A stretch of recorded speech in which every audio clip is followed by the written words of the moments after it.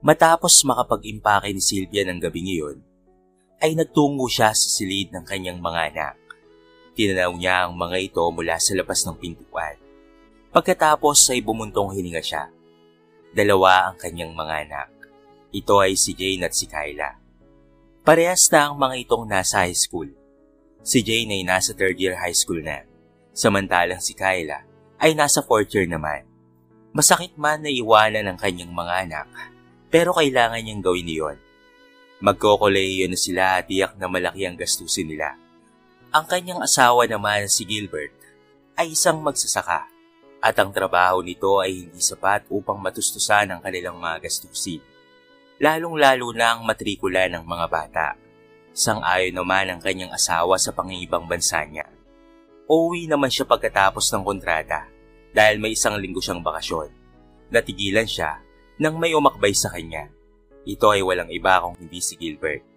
Nilingon niya ito at malungkot ng initian. Nakita naman niyon ang kanyang asawa. Pasensya ka na. Kailangan mo pang mga ibang bansa para lamang matustusan ang pangangailangan ng ating mga anak. Malungkot na sabi ni Gilbert.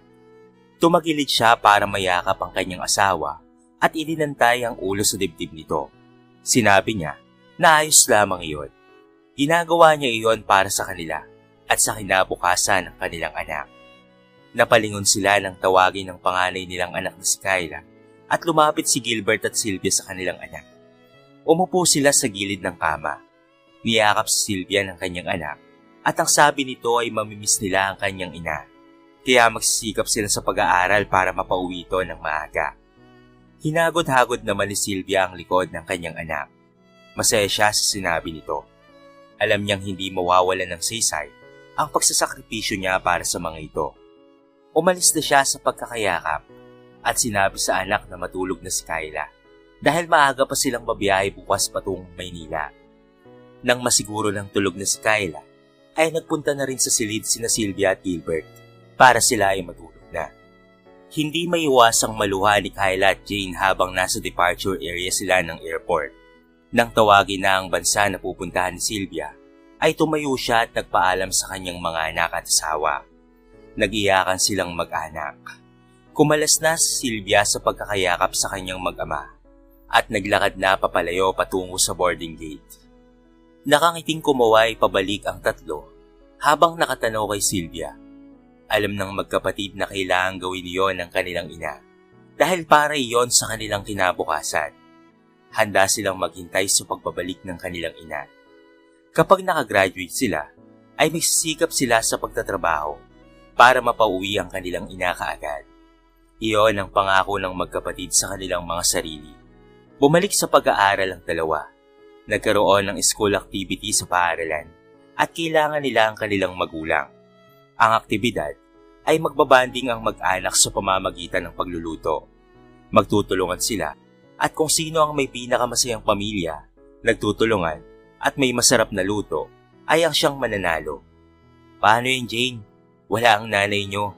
Sino ang tatay yung nanay mo? Tanong ni Edward sa kanya ng umagang iyon matapos sabihin ng kanilang advisor ang mechanics ng aktibidad dahil doon ay ngumiti naman siya. Alam niyang inaasar siya ng kanyang kaklase pero hindi magpapatinag si Jane. Sinabi niya na pwede naman na maging ina ang kanilang ama. Hindi naman kailangan ng presensya ng ina para masabing may ina sila. Ang mahalaga ay ang kanilang ama ang nagsisiping ama at ina para sa kanila. Hindi naman nakasagot si Edward. Pumalakpak ang kanyang mga kaklase na nakarinig sa sagot niya. Maging ang kanilang guro nakakapasok pa lamang sa silid ng paaralan. Tama ang sinabi ni Jane. Hindi kailangan na may ina at ama sa aktibidad. Ang mahalaga ay kumpleto kayo at masaya ang gagawing aktibidad. Hindi lang naman si Jane ang nasa ibang bansa ang kanyang ina. Marami sila, kahit walang exempted sa aktibidad. Lahat ay pwedeng sumali. Tugon ang kanilang guro na si Mr. Joel. Napahiya si Edward at humingi ng tawad kay Jane dahil sa kanyang mga nasabi. Tinanggap naman ni Jane ang paghingi nito ng paumanhin. Dumating na nga ang araw ng aktibidad na pinamagatang Family Best Receipt.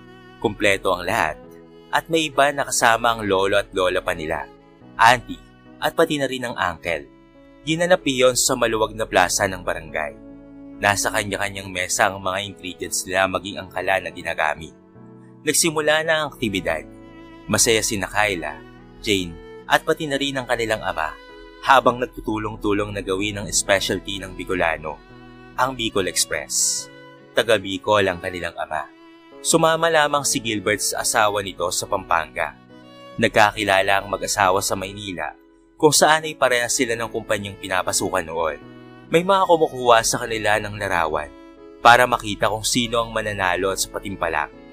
Nagluluto si Gilbert at naghihiwa naman si Jane habang hinuhugasan naman ni Kyla ang mga gulay na gagamitin.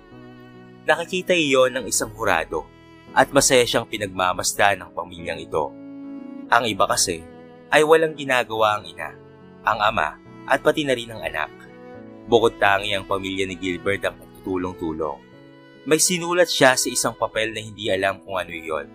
Sa kabilang banda naman, ay kakagising pa lamang ni Sylvia. Alas 4 pa lamang ng madaling araw sa Bari at alas 9 naman sa Pilipinas. Kagabi ay napag-usapan nila ang patungkol sa patimpalak ng paaralan. Tumawag kasi siya sa mga ito. Yun ang araw-araw nilang ginagawa. Bago matulog ang kanyang mag-ama, ay tumatawag muna siya o kaya sa video call. Kinakamusta nila ang bawat isa at kung ano ang mga ginawa sa araw-araw. Hindi niya maiwasang makaramdam ng lungkot dahil hindi siya kasama sa patimpalak na iyon.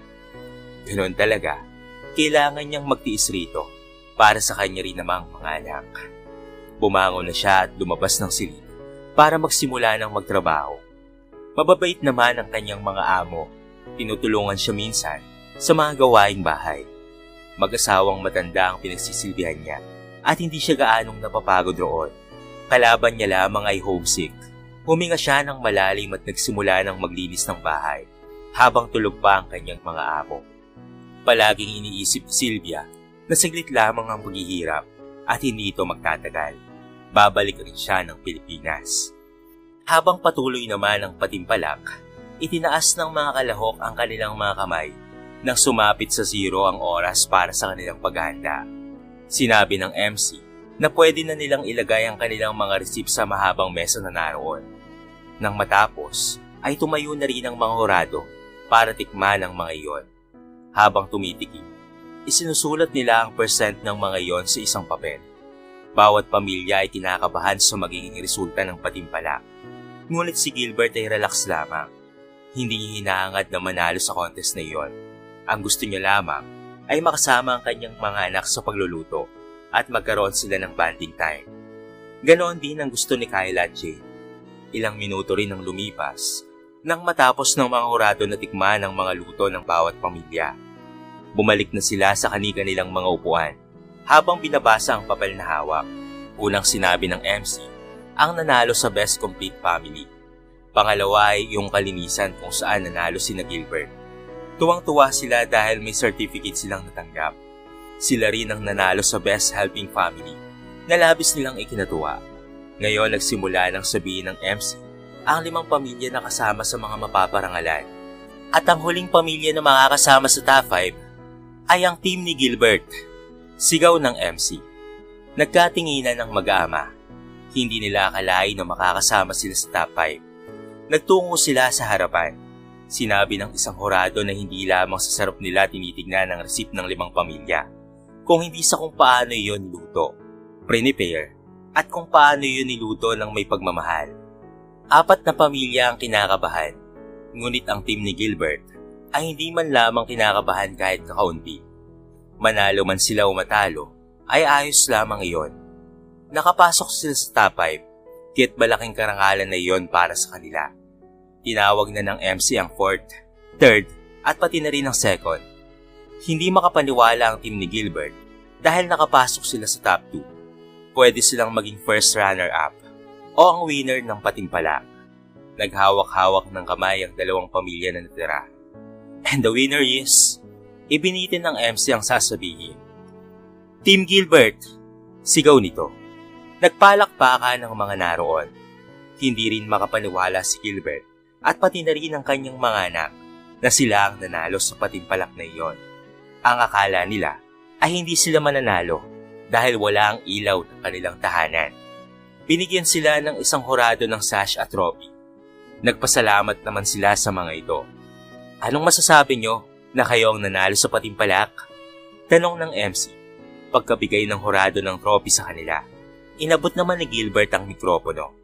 Huminga muna siya ng malalim bago siya nagsalita. Sumali kami rito, hindi para manalo, kung hindi para makasama ko lang ang aking mga anak sa ganitong patimpalak. Banding time namin itong tatlo.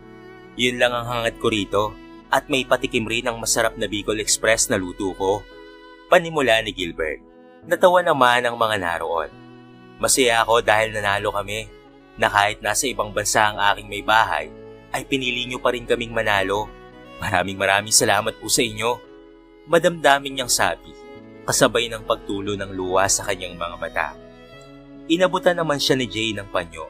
Ang sabi ng MC, nasa pagkakaisa ang susi ng tagumpay at tiyak na magiging masaya ang kanilang ina kapag ibinalita rito ang kanilang pagkapanalo. Binati sila ng bawat pamilya. Pagkatapos niyon, ay nagsalo-salo na sila sa munting pananghalian na inihanda ng paaralan. Pinagsaluhan na rin nila ang niluto nilang ulam. Masaya ang mga naroon dahil matagumpay na naisagawa ang patimpalak. Kinagabihan, tinawagan ni Gilbert si Sylvia sa oras na free ang asawa. Nasa tabi niya ang mga anak at hawak ang kanilang sash, certificate at pati na rin trophy. Nasa silid ng magkapatid si Gilbert. Kaagad namang sinagot ni Sylvia ang tawag ng lalaki. Maliwalas na mukha ni Sylvia ang bumungad sa mag-ama. Han, tingnan mo ang napanalunan namin sa patimpalak ko. Akalain mo yun? Wala ka man, pero nanalo pa rin kami. Masiglang sabi ni Gilbert sa kanyang asawa. Ngumiti naman si Sylvia, pero hindi yun umabot sa mga mata nito. Nakita yon ni Jane at Kyla. Kaagad na sinabi ni Kyla na soon ay magkakasama-sama sila sa ganoong patimpalak. Sinabi naman ni Sylvia na nanulungkot lamang siya dahil hindi niya nakasama ang kanyang pamilya.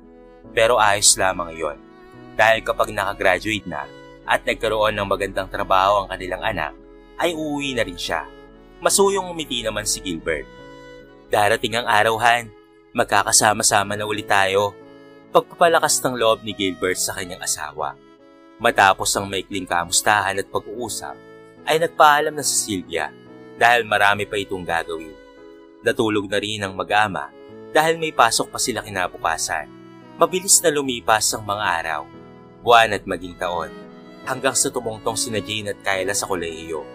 Hindi nagkulang ang kanilang ina at ama sa kanilang pangangailangan. Ngunit ang hindi alam ni Gilbert at Sylvia, habang nag-aaral ang kanyang mga anak, may sideline pala ang mga ito. Nagbebenta sila ng kung ano-ano sa paaralan. At kapag walang pasok, ay tumutulong sila sa isang grocery store. Pandagdag iyon sa ipon nilang magkakapatid. Balak nilang magnegosyo pagka-graduate nila. Ngunit maghahanap pa rin sila ng magandang trabaho habang pinagsasabay ang negosyo para mas makaipon ng malaki. Napangiti ang magkakapatid nang sabay nilang ihulog sa alkansya ang sahod nila sa grocery store. Nagkatinginan sila at nagkangitian. Sigurado akong magiging successful ito, ate. Basta't samahan natin ng tiyaga at sipag ang pagnenegosyong itatayo natin pagka-graduate natin. Puno ng determinasyong sabi ni Jane. Tumango naman at sumang-ayon si Kyla sa sinabi ng kanyang nakababatang kapatid.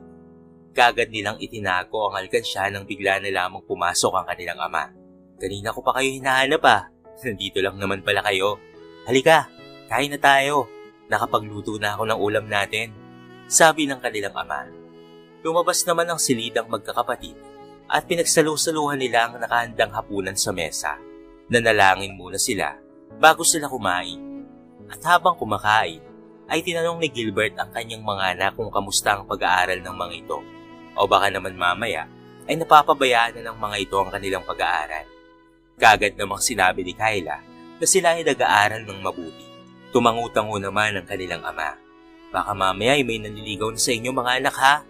Seryosong tanong ng kanilang ama habang nakatitig sa kanilang mga mata. Kagad na umiling ang dalawa at sinabing binabastard nila ang mga nagtatangkang manligaw sa kanila. Natawa naman ang kanilang ama sa kanilang sinabi. Mabuti naman kung ganon mga anak. Mag-aral muna kayo ng mabuti. Makakapaghintay naman ng pag-ibig. Kapag graduate na kayo, ay papayagan ko na kayong magpaligaw. Basta't kilatisin niyo lamang ng mabuti ang mga manliligaw niyo ha. Mas maayos na may trabaho ito at may pangarap sa buhay. Ani ni Gilbert at bigla itong nalungkot. Ayaw namin na maranasan niyo ang hirap na pinagdaanan namin ng inyong ina at gusto kong maranasan ng mga apo ko ang kaginhawaan ng buhay. Madamdaming pahayag ni Gilbert. Ngumiti naman si Kyla at Jane. Napakaswerte talaga nila sa kanilang magulang. Hinawakan ni Kyla ang kamay ng kanyang ama na nakapatong sa mesa. Sabi niya, mahirap man ang buhay nila, ay masaya naman sila dahil sa pagmamahal na ibinigay ng kanilang magulang na kinakailangang magsakripisyo ng kanilang ina para lamang sa kanilang kinabukasan. Kaya naman gagawin nila ang lahat para makapagtapos ng pag-aaral. Dahil doon ay napaiyak na lamang si Gilbert. Pinapaiyak niyo naman ako mga anak, reklamo ng kanilang ama at natawa na lamang ang magkapatid. Huwag niyo na po yung isipin tay, hindi man po malawan ang buhay natin ngayon. Maswerte naman kami dahil kayo po ang aming ama. Makahulog ang sabi ni Jane. At ngumiti naman si Gilbert at nagwika ng, kain na lamang tayo mga anak, ayaw ko nang umiyak eh. Natatawa nitong sabi na ikinatawa rin naman ng magkapatid. Habang tumatagal ay mas malaki ang naiipon ng magkapatid. Napapansin ng kanilang ama na ginagabi na sila palagi sa pag-uwi. At kapag walang pasok ay wala sila. Kaya't nagtataka si Gilbert. Hindi niya alam kung ano ang ginagawa ng magkapatid na ito. May tiwala naman siya, pero mas mainam na rin na alam niya ang mga ginagawa ng mga ito. Para kung sakaling magkaproblema, ay alam niya kung saan makikita ang kanyang mga anak. Kaya naman ang gabing iyon, matapos silang makausap ang kanilang ina, tumayo siya at tinignan ang mga anak na naglalatag ng higaan. Alam niyong may tiwala ako sa inyo mga anak. Pero hindi ko maiwasang mag-alala dahil kapag wala kayong pasok, wala rin kayo dito sa bahay. Alam ko naman na nagpupunta kayo sa paaralan. Pero linggo-linggo na lamang ba yun? Wala na ba kayong pahinga? Tanong ni Gilbert habang nakatingin sa magkakapatid. Natigilan sina Kyla at Jane sa sinabing iyon ng kanilang ama. Nagkatinginan ng dalawa sa katinignan ng kanilang ama. Napakagatlabi na lamang si Kyla dahil siya ang panganay. Hindi niya napansin na nag-aalala na pala ang kanilang ama dahil ang focus niya ay makapag-ipon sila ni Jane. Tinignan siya ni Jane at tumango siya na katunayan na sasabihin niya ang totoo sa kanyang ama. Hindi po kami galing sa paaralan kapag linggo tay. Nagpupunta po kami sa grocery store at tumutulong sa may-ari. Pagkatapos po, sinasahuran po niya kami at iniipon po namin yon para kapag nakagraduate na po kami ay may negosyo kaming sisimulan ni Jane. Para naman po makauwi na si nanay. Emosyonal na sabi ni Kyla. Dahil doon ay naantig naman ang puso ni Gilbert sa ginagawa ng kanyang mga anak. Pero mali pa rin iyon dahil nagsinungaling sila. Kahit pa para sa ikakabuti nila ang ginagawa ng mga ito kaya sila nagsinungaling, ay hindi pa rin ito tama. Umupo siya sa gilid ng kama at tinawakan ng kamay ng kanyang mga anak. Huminga siya ng malalim at pinakalma ang kanyang sarili. Dahil ayaw niyang magalit kina Jane at Kyla. Naiintindihan ko ang pagpupursigin niyo na mapauwi ang inyong ina. Sana wag niyong kalimutan na narito ako at nag-aalala dahil ginagabi kayo ng uwi. Pwede niyo naman iyong sabihin sa akin mga anak eh, at ililihim ko naman iyon sa inyong ina. Malumanay niyang sabi. Humingi ng tawad ang magkapatid. Niyakap naman ni Gilbert ang mga anak at hinalikan sa noo. Proud siya dahil may anak siyang mababait at masisipag. Nagkwentuhan pa nga sila. Tinanong ni Gilbert kung ano ang negosyo na naisip ng magkapatid. At sumagot naman si Kyla. Wala pa po kaming naiisip tay. Naglilista pa lamang po kami ng negosyo na alam naming in demand sa mga mamimili. Sabi ni Kyla at kumindat sa kanyang ama. Natawa na lamang si Gilbert at sinabihan ng dalawa na matulog dahil bukas ay may pasok pa sila. Mabilis na lumipas ang taon. Ngayon ay araw ng pag-uwi ni Sylvia sa Pilipinas. Hindi niya iyon ipinaalam sa kanyang mag-ama. Gusto niyang sorpresahin ng mga ito. Kaya naman pagkalabas niya ng airport, ay nagtungo siya kaagad sa bus station para sumakay sa trip patungong Angeles, Pampanga. Excited siyang makita ang kanyang mga anak. Kamusta na kaya sila? Napangiti siya nang maalala kung gaano kaporsigwidos na Jane at Kyla sa pag-aaral. Dahil ipinapakita sa kanya ang mga grado ng mga anak. 4 na oras rin ang itinagal ng biyahe hanggang sa makarating na siya sa bayan. Inarkilan niya si Mang Jojo na tricycle driver ng kanilang baryo "O Sylvia, ikaw pala yan. Bakit hindi ka sinundo ng asawa at mga anak mo?" Tanong nito habang inilalagay sa carrier ng sasakyan ang kanyang mga bagahe.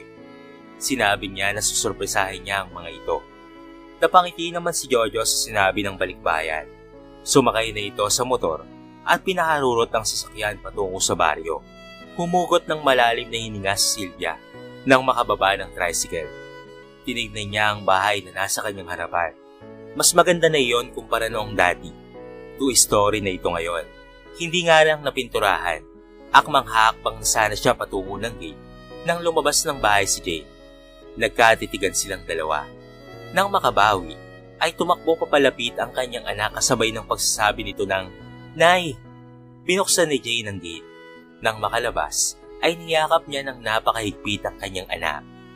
"Nay, bakit hindi niyo po sinabing uuwi ka na?" Tanong ni Jane habang merong luha sa mga mata. Pinunasan ni Sylvia yon gamit ang panyong hawak niya. Sinabi ni Sylvia na susurpresahin niya ang kanyang mag-ama. Nakita niyang lumabas na si Kyla at Gilbert.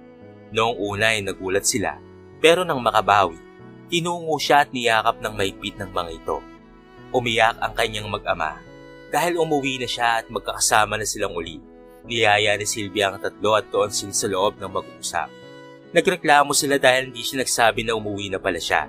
Humingi naman siya ng tawad sa mga ito dahil nais niya talagang sorpresahin ng kanyang mag-ama. Biglang naisip ni Sylvia ang patimpalak, kaya't nakiusap siya na kung pwede ay gawin nila iyon. "Sure, tara na mga anak, ilabas sa rep ang mga ingredients ng Bicol Express." Masayang sabi ni Gilbert at nagtungo naman ang magkapatid sa rep at inilabas ang mga ingredients ng Bicol Express para simulan nila ang family bonding nila. Mabilis na lumipas ang mga araw. Walang ibang ginawa ang pamilyang ito kung hindi ang kumain sa labas o mamasyal sa mga pasyalan sa Pampanga. Masayang masaya sina Jane at Kyla dahil nakasama nila ang kanilang ina, kaya't sinulit nila iyon. Nagpaalam rin sila sa part-time job nila na hindi muna sila makakapasok dahil dumating ang kanilang ina galing sa Berin. Mabuti na lamang at mabait ang amo nila at pinayagan naman sila nito. Dumating ang araw ng pag-alis ni Sylvia. Nalulungkot man dahil iiwan na naman niya ang kanyang mag-ama para bumalik na sa pinagtatrabahuang bansa. Nagpaalam na siya sa kanyang mga anak at pagkatapos ay sumakay na ng tricycle. Habang lula ng tricycle, tandang-tanda pa ni Sylvia ang sinabi ni Kyla na pagka-graduate nila, hindi na niya kailangan pang mga ibang bansa pa. Nasasabik siya sa pagtatapos ng kanyang mga anak. Mabilis na lumipas ang mga taon. Third year na si Kyla at second year na si Jane. Sobrang tuwa nilang dalawa. Nang makapasok sila sa dean list, halos magtatatalon sila sa tuwa nang mabasa ang pangalan nila sa bulletin board. Tiyak na matutuwa si nanay at tatay nito, masiglang sabi ni Jane habang nakatingin sa kanyang pangalan. Kaya naman pag-uwi nila, kaagad nilang sinabi sa ama ang magandang balita. Tuwang-tuwa naman ang kanilang ina nang malaman niyon. Masigitan pa ng magkapatid ang karangalan na nakamit para maging proud ang kanilang ina. Lumipas ang isang taon at kagraduate na si Kyla. Mataas ang grado ng kanyang nakuha. Mas lalo pa nilang pinag-igihan ang pag-iipon. Saka lang iyon babasag kapag graduate na si Kyla. Ang naisip nilang negosyo ay beauty products, kung saan ay sa kanila nakapangalan ng produkto. Graduate si Kyla ng magna cum laude. Dahil doon ay tuwang-tuwa ang kanyang ama nang sabitan siya ng medalya at binigyan ng certificate. Higit sa lahat na masaya ay walang iba kung hindi si Sylvia dahil alam niyang hindi sayang ang lahat ng sakripisyo niya. Hindi na rin kasi siya umuwi para makaipon at isang taon na lamang ay babalik na siya ng Pilipinas. Pagkatapos ng graduation, pinagsaluhan nilang mag-anak at mga kapitbahay ang munting handa ni Kyla na niluto ng kanyang tiyahin. Tiyak na natutuwa ang iyong ina sa karangalan na iyong nakamit, iha, sabi ng kanyang tiyo Ronnie, panganay na kapatid ng kanyang ina. Nagpasalamat naman siya sa kanyang tiyuhin. Pagkatapos ng gabing iyon, ay nagpa siya ang magkapatid na bukas ay bubuksan na nila ang alkansya. Hindi na rin pagtatrabahuan ni Kyla ang kanyang kapatid at magpopokus na lamang ito sa pag-aaral. Grabe rin ang time management nilang magkapatid. Ibinalita rin ni Jane sa kapatid na nakausap nito ang isang kilalang manufacturer ng sabon na tiyuhin ng kaibigan ng kapatid. Tutulungan daw sila kung ano ang magandang ingredients sa sabon na magiging unique sa tao. Gumawa na rin ng research ang magkapatid sa kanilang sisimulang negosyo. Alam nilang mahirap pero kakayanin nila para sa pagbabalik ng kanilang ina. Para naman hindi na nito maisipang mga ibang bansa pa. Matumpasan man lamang nila ang mga ginawa nitong sakripisyo, ay ayos na yon para sa kanila. Hindi na rin nila papayagan na magsaka pa ang kanilang ama at magtutulong-tulong na lamang sila sa kanilang negosyo. Excited ang magkapatid dahil doon. Kinabukasan nga, binuksan nila ang 2 alkansya. Naroon rin ang kanilang ama. Nang kanilang buksan ang alkansyang iyon, nagkalat ang blue, violet, at pati na rin ang green na papel. Inayos nila iyon at saka binilang. Nasa mahigit 100,000 piso ang naipon nila. Pwede na nilang simula ng maliit na negosyo. Sinabi rin nila sa kanilang ama ang kanilang plano at suportado naman ito. Nag-set ng meeting sina Jane at Kyla kay Christoph Apansa. Binata ito at kasing edad lamang ni Kyla. Hindi nila akalain na napakagwapo pala nito. Ngayon lang niya ito nakita dahil si Jane ang nakipag-usap rito. Pansin rin ni Jane ang titigan ng dalawa. Lingid sa kaalaman ni Kyla, may gusto si Jane sa nakababatang kapatid ni Christoph na si Carl. Nag-aaral ito sa isang universidad sa bayan. Sinubukang manligaw ni Carl kay Jane, ngunit sinabi ni Jane na hindi pa siya handa dahil hindi pa raw pwedeng magpaligaw. Saka na lamang kapag graduate na siya. Hihintay naman daw siya ng binata. Tumikim si Kyla para simula ng meeting. Hindi niya akalain na bata pa pala ang Chewie ni Maris, ang kaibigan nitong si Jane, na makakasama nila sa kanilang negosyo. Sa tansya niya, nasa 26 pa lamang ito at talagang mabilis umasenso dahil sa sipag at tiyaga. Idagdag pa na famous ito dahil naging SK chairman ito. Kasama na ang mga posisyon sa kolehiyo. Kasalukuyang tumitingin ng gamit si Maris sa Divisoria para sa kanilang maliit na negosyo. So, saan tayo magsisimula? Tanong ni Kyla na hindi tumitingin sa harap. Bagkos ay sa papel na hawak kung saan ay naroon ang mga plano nila ng kapatid. May kopya rin niyon si Jane at Christoph. Nagsimula nang mag-suggest si Christoph patungkol sa opinyon sa plano. Si Jane lamang ang nakatingin sa binata, ngunit si Kyla naman ay sa papel nakatingin. Ate, may dumi ba sa mukha ni Kuya Christoph? Hindi mo kasi siya tinitignan eh. Singit ni Jane na para bang inaasar ang kanyang kapatid. Kaagad na nagangat ng tingin si Kyla at napatingin sa kapatid. Sinabi ni Kyla na nakikinig siya sa sinasabi ni Christoph. It's okay, Jane. Siguro mahihain lang talaga ang kapatid mo, sabi ng binata. Palihim naman na umirap si Kyla sa sinabing iyon ng binata. Napangiti naman si Christoph nang mapansin iyon. Naging seryoso na ang usapan hanggang sa matapos nga iyon. Naging maayos naman ang pag-uusap nila at tiyak na magiging successful ang plano nila. Nagpaalam na si Kyla kay Christoph na sila ay aalis na. At teka sandali, ihatid ko na kayo. Alok ng binata. Ngunit itinanggi iyon ni Kyla at sinabing magkukommute na lamang sila. Dahil tuso ang nakababatang kapatid, ay sumang-ayon ito sa gusto ni Christoph. Walang nagawa si Kyla kung hindi ang hinatid sila ni Christoph. Pagagalitan niya talaga ang kanyang kapatid pag uwi nila. Iginit rin ni Jane na sa passenger seat sumakay ang kapatid. Nalihim na ikinainis ni Kyla. Naiinis kasi siya dahil iba ang epekto sa kanya ng binata. Nagpasalamat na sila nang makarating sa kanila. Pinagalitan niya ang kapatid ngunit walang pakialam si Jane. O kamusta ang meeting niyo mga anak? Tanong ng kanilang ama habang sila ay kumakain. Sinabi naman ni Jane ang mga napag-usapan nila. Proud nang umiti si Gilbert dahil alam niyang kayang-kaya ng kanyang mga anak ang sisimulan nitong negosyo. Lalong-lalo na at may kasama sila. Ipinapangako ko tay, nagagawin namin ang lahat sa negosyong itatayo namin. Sa loob ng 1 taon ay maganda na ang kita niyon. Mapapauwi na namin si nanay. Emosyonal na sabi ni Kyla at nagpasalamat naman si Gilbert sa mga anak. Sa kabilang banda naman ay nagluluto ng pagkain ng amo ni Sylvia. Ilang araw na lamang ang kontrata niya at uuwi na siya sa bansa. Hindi na siya babalik pa roon. Ang naipon niya ang ipapatayo niya ng grocery store sa bayan bilang pasimula. Gusto na niyang makasama ang kanyang mga anak. Sa graduation ng kanyang anak ay uuwi na talaga siya. Naging emosyonal naman ang amo niya dahil hindi na siya magtatrabaho rito. Pero naiintindihan nito iyon. Napangiti naman siya dahil roon.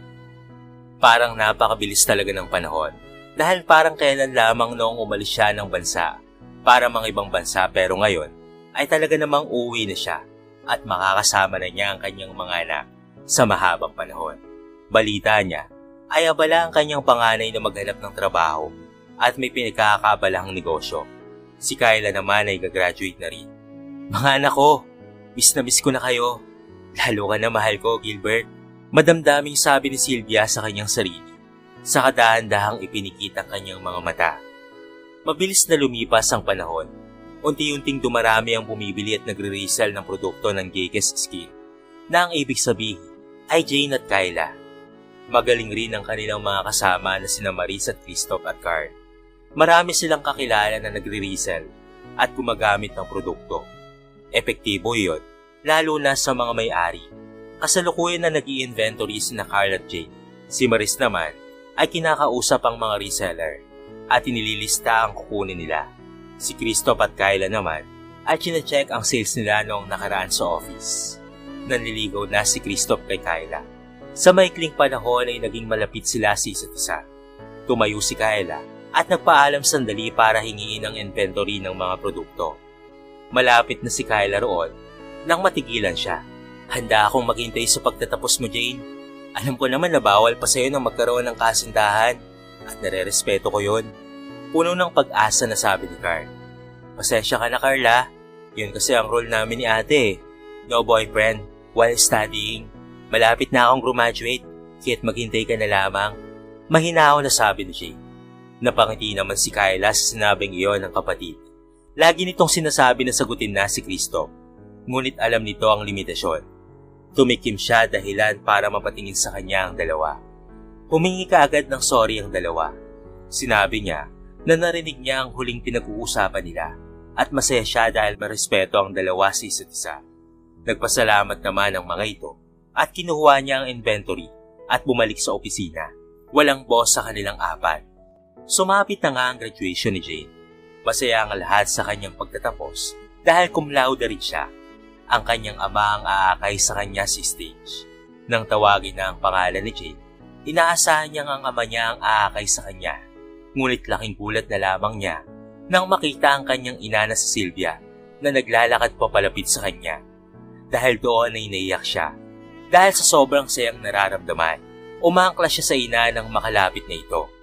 Nay, bakit hindi kayo nagsabi na uwi na pala kayo? Kunwari nagtatampong sabi niya. Siyempre, gusto talaga kitang sorpresahin, anak. Saad ng kanyang ina. Napalingon sa isang mesa kung saan naroon ang kanyang ama, ang kanyang ate Kyla, si Christoph, at pati na rin si Carl. Kasabay niyang gagraduate si Maris. Nakangiti ang mga ito habang nakatingin sa kanya. Maging si Maris na nasa upuan pa lamang ay naluluha nang makita silang mag-ina. Nang mga sandaling iyon ay nag-uumapaw ang saya sa puso ni Jane. Napagplanuhan ni Kyla at Jane na sorpresahin ng kanilang ina kinabukasan. Piniringan nila ang ina na naguguluhan sa ginagawa nila. Tanong nito kung saan siya dadalhin ng mga ito. Sinabi naman ni Kyla na sekreto lamang iyon. Sumakay sila sa kotse ni Christoph. Sina Maris, Carl, Jane at Gilbert ay nasa store para sa sorpresang iyon. Nang makarating ay bumaba ang tatlo sa kotse at iniharap ni Kyla ang ina sa isang store. Sinabi nito na tatanggalin na ang piri. Nang matanggal, iminulat ni Sylvia ang mga mata at halos mapatakip na lamang siya ng kanyang mga mata nang makita ang nasa harapan. Si Jane na may hawak-hawak na cake at bulaklak, si Maris at Carl na may hawak na tarpaulin na nakalagay ang welcome pack. Niyakap ni Sylvia ang mga naroon at nagpasalamat sa sorpresang inihanda. Proud na proud ang ginang sa achievement ng mga anak. Ngunit hindi alam ni Sylvia na may isa pang sorpresang naghihintay sa kanya. Napalingon sila sa daan nang bigla na lamang may humintong Suzuki Ertiga. May ribbon pa iyon sa harapan. Naluluhang napatingin si Sylvia sa mga anak. Actually, Nay, nag-loan po ako para mabilihan. Hindi naman malaki ang iniloan ko. May ipon naman po kami ni Jane. Regalo po namin sa inyo yan, Nay. Sa matagal na pagsasakripisyo nyo sa ibang bansa. Deserve niyo po na magkaroon ng sasakyan. Emosyonal na sabi ni Kyla at ibinigay sa ina ang susi nito. Ngunit ibinalik iyon ni Sylvia. Sa inyo yan mga anak. bilang magulang, responsibilidad namin ang bigyan kayo ng magandang kinabukasan. Sapat na nag-aral kayong mabuti para matumbasan ang hirap ko sa ibang bansa. Ngunit ang sasakyan ay para sa inyo yan. Pinaghirapan nyo yan. Kaya't pasensya na pero hindi ko yan kukunin, anak. Nakangiting sabi ng ginang. Ganun po ba, Nay? Di, family car na lamang po natin.